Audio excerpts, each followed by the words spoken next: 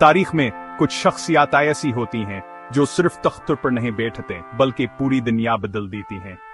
Napoleon Bonaparte, यह नाम अकेला ही आज भी ताकत, हुकमत अमली और बहादुर क़ियादत की गूंज रखता है।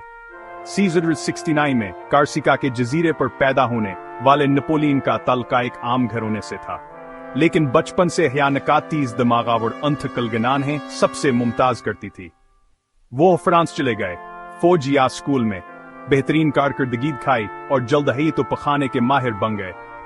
फिर फ्रांसीसी इनकलाब आया, अफरातफरी, मौका और आय के नौजवान नेपोलियन जो तेजी से ऊपर आया। टूलोन के मुहासरे में इनकी हिकमत अमली की जहानत ने उन्हें सिर्फ 24 साल की उम्र में जनरल बना दिया। इन सरद 99 तक फ्रांस दोबारा अफरातफरी का शिकार था। नेपोलियन ने मौका का फायदा उठाया, बगावत की क़यादत की और कंट्रोल संभाल लिया।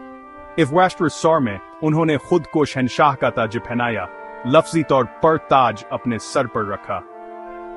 रवायत को बदलने की बात करें तो नेपोलियन ने सिर्फ ममालिक फतह नहीं किए, उन्होंने उन्हें असर नौ तश्कील दिया।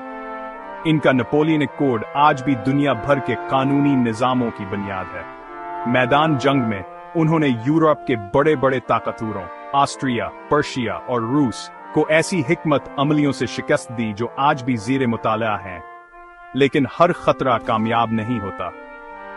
इन वाइट्सिट्स व डोडातम में रूस पर हमला एक तबाही थी। सर्दी और थकन ने उनकी फौज को कचल दिया। एल्बा जलावतन किए गए, वो फरार हो गए। 100 दिन हुकूमत की, लेकिन वाटरलो में सब कुछ हार गए।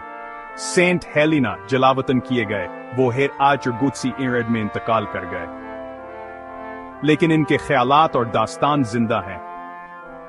क्या नेपोलियन एक हीरो थे या एक जालिम?